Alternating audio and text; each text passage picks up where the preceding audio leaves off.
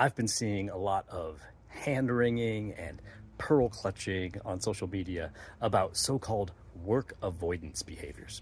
What does that mean? Well, by now you've probably heard of quiet quitting, which is a clever term for people doing exactly what's expected of them in their jobs. And I think it's meant to convey people doing the bare minimum at work instead of going above and beyond.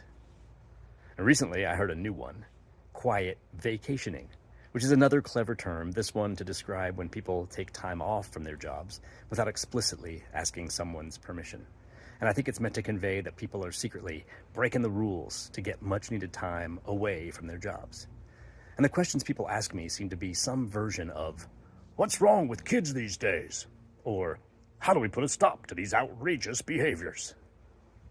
And I know that the folks wringing their hands, clutching their pearls, asking these questions are good humans, overwhelmed by the challenges of leading and managing in complex environments amidst a gazillion competing pressures.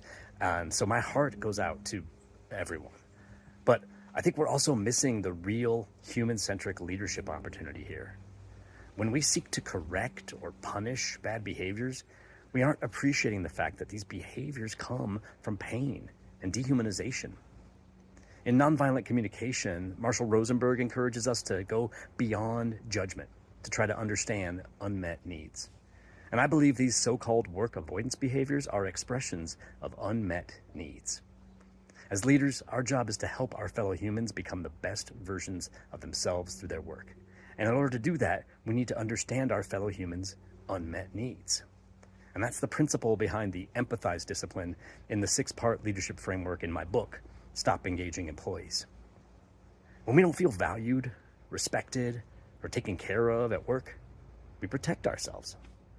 When our workplace ignores our needs, aspirations, fears, and motivations, we calibrate our contribution to protect ourselves. And this self-protection might look like quiet quitting or quiet vacationing. Now, in an attempt to change things, we as leaders could choose to punish these so-called work avoidance behaviors. But that's the path of further dehumanization. And it won't lead us as fellow humans to the satisfaction, fulfillment, self-actualization, flourishing, and liberation that we all want and need.